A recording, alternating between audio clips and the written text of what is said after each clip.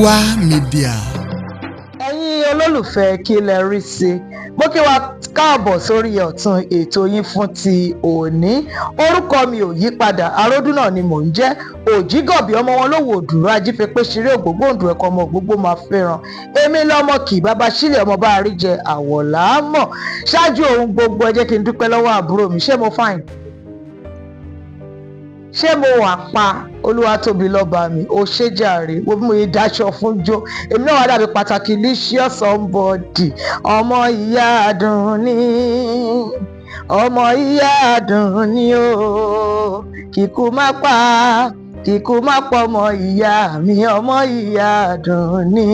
Ọlọ́run kúkú nípa ẹ fún mi, wàá máa rówó rà, wàá máa rí gbà lò, èmi náà á máa rárá fi gbé nínú àlàáfíà. Wé máa jà lẹ́yìn mi, omi máa mo orí rẹ wo ṣe ọmọ yé mi. You know I love you. Àṣàwọ̀ sẹ́yìn orí ètò Kílẹ̀ Rí Sílẹ̀ wà. Ètò kan lórí èyí tí àtijọ́ máa ń ṣe àgbéyẹ̀wò àwọn kàyéfì àti ìrírí ayé gbogbo tá a gbọ́ tá a rí àbí àwọn ètò ìṣẹ̀lẹ̀ sí àwa gangan láti ilé iṣẹ́ kan pàtàkì, ilé iṣẹ́ àrà ọ̀tọ̀ tí gbogbo wa mọ̀ sí Núwà Media, níbi tí a ti máa ń fọn rere ohun ẹ̀sìn, èdè, àṣà àti ìṣe Yorùbá, tí a máa ń polongo àwọn iṣẹ́ ìbílẹ̀ wa àti àwọn ọmọ wa gbogbo tó ti làmìlaka káàkiri orílẹ̀-èdè àgbáyé. Lónìí lórí ètò Kílẹ̀ Rí Sí ìrírí tèmi ni mo mú wá fún wa. Kí ló ṣe mí, kí ló ṣẹlẹ̀, kí ni mo fẹ́ sọ fún yín? Kí n sáré sọ fún wa wípé a ní ẹ̀bùn èdìdí kan tó wà nílẹ̀ báyìí àsìdè hot tí wọ́n ní ká fún àwọn olólùfẹ́ wa. Ẹyọ kan ni olólùfẹ́ wa kan péré ni wọ́n ní ká fún ní ẹ̀bùn èdìdí yìí láti iléeṣẹ́ onílẹ̀ Global Services. Àwọn tí mò ń sọ̀rọ̀ wọn yìí wọ́n jẹ́ real estate agency. Àwọn ń ralẹ̀, wọ́n ń talẹ̀, wọ́n ń ralé, wọ́n ń talé. Tẹ́ ẹ bá fẹ́ bá wọn dòwò pọ̀, ẹ pè wọ́n sórí ẹ̀rọ ìbánisọ̀rọ̀ wọn 08069787711. Onílẹ̀ Global Services. Èmi nílé lóko ṣe ni mo máa múra níjọ́ yìí, mo sì máa ń ṣe nígbà yẹn mo ráàyè. Mo bá gbéra pé mo ń lọ ṣe irun mi o, mo bá di káká, mo bá di kùkù. Mo tún wá sọ wípé mo máa mú ìkan náà ọmọ ilé, mo máa mú dání lọ sí ibi tí mo ti fẹ́ ṣerun. Tàbá dá ọkọ̀ èrò dúró. Ṣé ti mọ̀ ní àdúgbò ibi tí mò ń gbé nígbà yẹn, àwọn oníbùdókọ̀ èrò, ọkọ̀ tó bá gbé èrò kọjá lọ àbí gbèrò ń bọ̀ lọ sí àwọn ìlú kejì àbí àwọn ìlú tó súnmọ́ wa náà la máa ń dá dúró pé kí wọ́n jẹ́ ká wọ mọ́tò. Kẹ́sì máa wò, bàbá mi ò tí ì lówó nígbà yẹn, kò ì gara kọ́lé, so ilé ibi tá à ń gbé ṣe là ń yá gbé.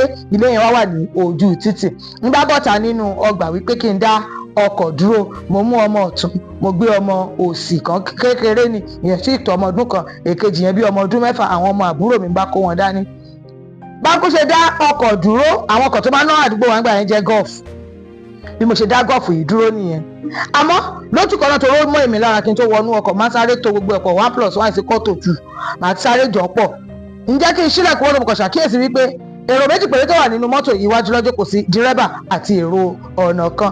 Àwọn méjèèjì ni wọ́n jọ lo bẹ́líìtì ọkọ̀ tí kì í sì rí bẹ́ẹ̀ ní ojú ọ̀nà wa. Ẹ̀ṣẹ́ lé ní ìkejì, mo rí wípé lórí pẹpẹ ọkọ̀ yẹn, ìyẹn dashboard, wọ́n gbé lọ́fíńdà ọkọ̀ síbẹ̀. ń bá wò pé ká air freshener nínú mọ́tò lọ́nà ìṣá kò jọ. Ó dáa kí n fi kẹta kún, èmi ó mọ́ mi lára kí n tó wọnú mọ́tò, màá ká lára mà kí ajérò kí ọwọ́ ràn gbága. Bí mo ṣílẹ̀ kẹ́ bá ní ẹ ká sọ ló bá di gbọ́n lọ bàdá mi lò. Mi ilé ọmọ ti bí lọ́wọ́ mú nìyẹn bá yọ, mo sì ti mú ẹsẹ̀ òsì, mo ti mú sínú, ń bá yọ ẹsẹ̀ mi sẹ́yìn. Ọmọ ọkọ̀ yìí ṣe ọkọ̀ tí a máa wọ, bóyá lọ́jọ́ kí n sọ gbólóhùn yẹn tán ṣá. Àfi fi bó ṣe wá ọkọ̀ lọ ní ẹgbẹ́ ọ̀kan tí máa wò báyìí, wọ́n kọ̀ gbẹ́nu lé ìjánu ọkọ̀ ni. Bílẹ̀kùn yẹn ṣe padé ní ẹ pa lọ bàbá tí wọ́n lọ. Kékeré mo pè, mo bá padà sínú ilé pé èní ìṣọjọ́ rí kí n lọ di irun ẹja wọlé o. Ńgbò máa di bí ọjọ́ kejì kìjọ́ kẹta bọ́ sọ́jọ́ iṣẹ́ ni mo bá jí láàárọ̀ kùtùkùtù pé kí n máa lọ sí ibi iṣẹ́.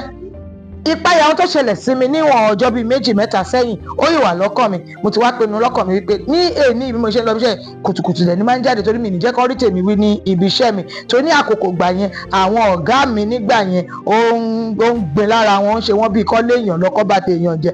Èmi ò sì tí ì ṣetán kọ́ mú orúkọ tèmi sínú ìwé àwọn ẹlẹ́ṣẹ̀.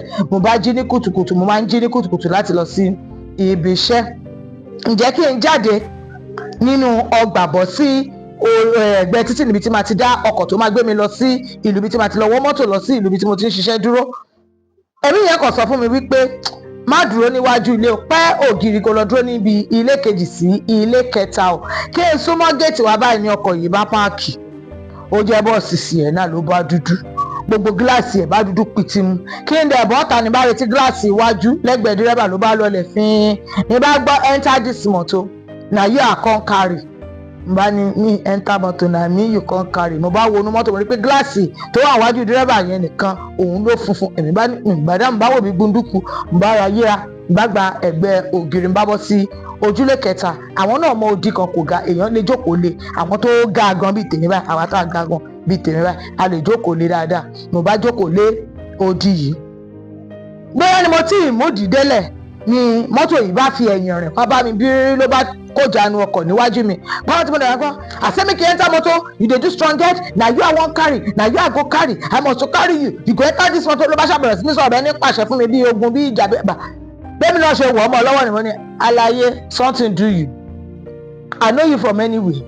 I tell you say I wan enter motor, I tell you say I dey go somewhere, I sabi you, your motor be taxi, your motor be igba, làbájọ wọ̀. Ní bá rí pé tí ẹ fẹ́ lójú tèmi bí mo bẹ̀rẹ̀ sí ní pariwo nìyẹn, ẹ gbà mí o, ogun o, gbogbo ìlú ẹ jáde o, wọ́n ti gbọ́ máa wò ó, wọ́n ti ṣe o. Mo bá bẹ̀rẹ̀ sí ní kígbe, mo bá ń lọ.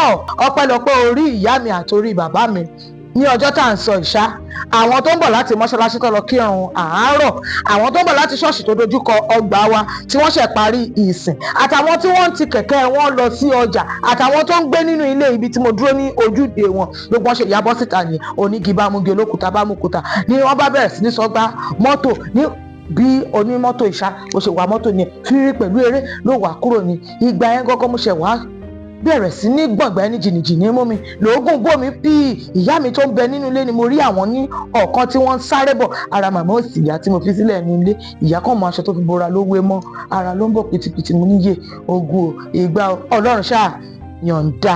Wọ́n bá ní ẹni ìjà ọba ló ń pera ẹ̀ lọ́kùnrin. Èmi gan mo rò pé mo ṣáká ní mímọ̀ pé mi ò lè, but mo dúpẹ́ lọ́wọ́ orí tí ò jẹ́ kí wọ́n jí mi gbé. Ó ṣe yín rí ni àbẹ́ gbọ́rú ẹ̀rí, àbí tó bá jẹ́ yín gangan ni kí ilẹ̀ fẹ́ ṣe. Ẹ fi èrò yín ẹ fi ránṣẹ́ sí wa lórí ìtàkùn wa tàbí nọ́mbà wa àti email wa tẹ́ ń wò lórí ẹ̀rọ yín. Ní òpá orúkọ dà Aródú náà ni mò ń jẹ́, ọmọ wọn lówó òdùrọ̀ máa wà òṣùlé, ọmọ bàbá kan omi tútù tí jó ní fàìfà. Olúwatóbi lẹ́ẹ̀kan sí ọwọ́ ẹ̀ á máa ròkè. Bó o ṣe daṣọ bòmí yìí kò ní rìn hòhò.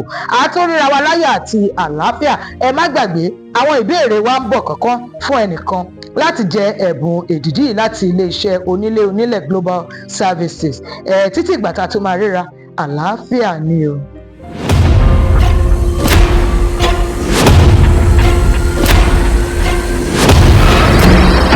Núwà Media.